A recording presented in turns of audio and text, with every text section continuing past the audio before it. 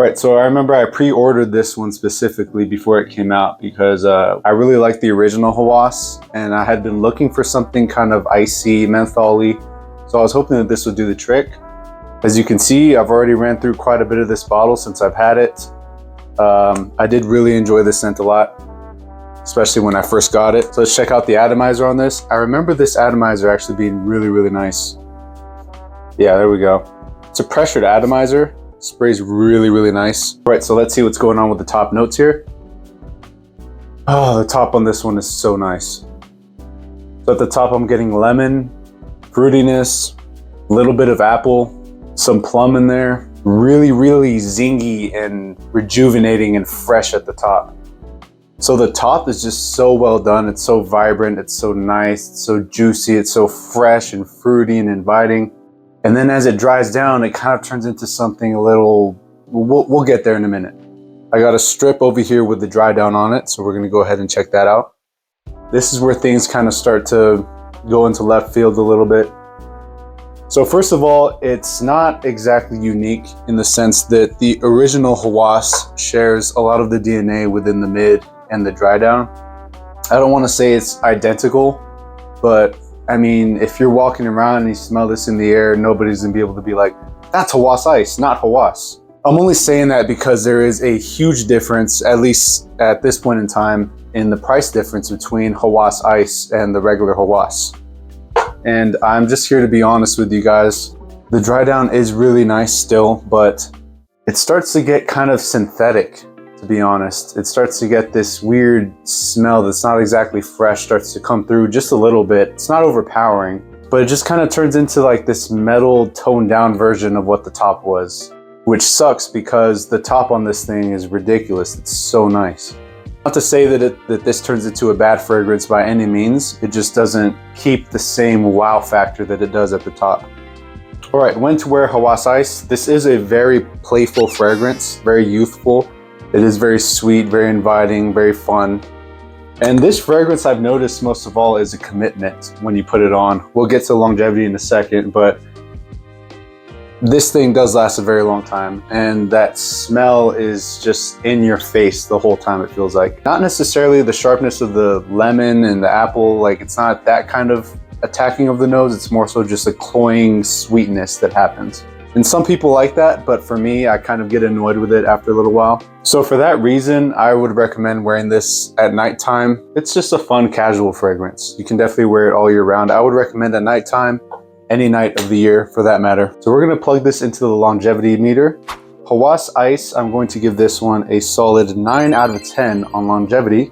On skin, it lasts a decent 10 hours or so for me too. And that's pretty crazy because I have dry skin. So this fragrance in particular is going to shine a lot in its performance. All right, so we're going to plug Hawas Ice into the projection meter. I'm going to give this fragrance a solid 7.5 out of 10 for projection, only because for the first hour, this is extremely loud. It's definitely room filling. I've sprayed this in a room before and I walked back like 30, 45 minutes later and I can still smell it like I just sprayed it.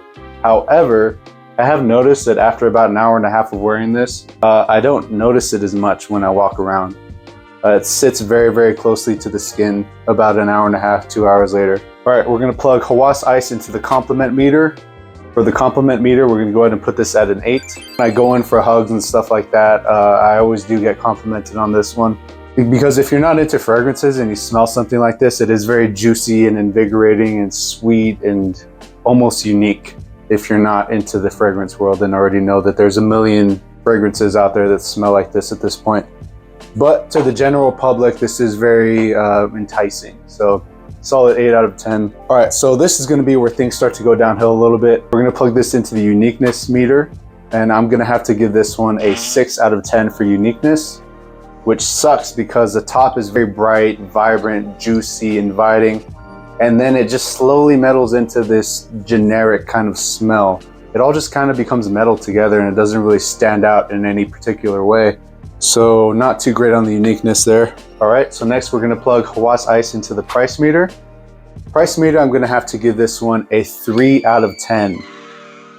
That's right, a 3 out of 10 because I pre-ordered this. I don't remember exactly how much I paid. I wanna say it was around 75 or 80 bucks. which is high, especially for a Hawas, but I knew that it was going to be going for over $100. And sure enough, in most places, it still is going for 100 or above. I've seen some places selling it for 150, others for 130.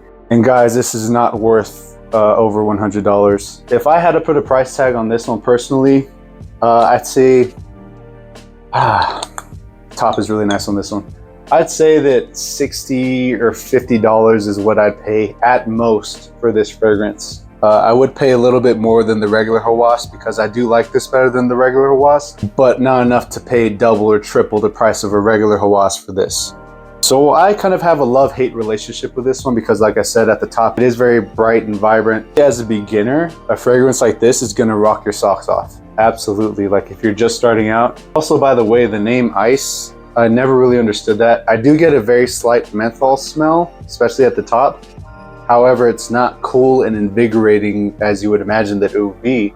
As much as I'm dogging on this fragrance, it's not bad. It's just not worth it at this moment. I think that's the biggest problem with it. Not bad at all. It smells great. It lasts a very long time. The performance on it is very good. I really liked this one when I first got it in. It's kind of why there's such a big dent in there. But then over time, I think there was like probably a 3 or 4 month period where I didn't touch this once. Just kind of one of those smells that you just kind of get over after a while. The top is amazing, and then after that, just kind of downhill from there. Plugging this into the tier list, I'm gonna go ahead and put it at a solid B. I was considering C, but objectively speaking, this is a great smelling fragrance. And the performance and projection on it is solid, so I can't really put it into a bad bracket. It's just, there are better alternatives out there for this price point. All right, thanks for watching my review of Hawas Ice. Guys, have a beautiful day.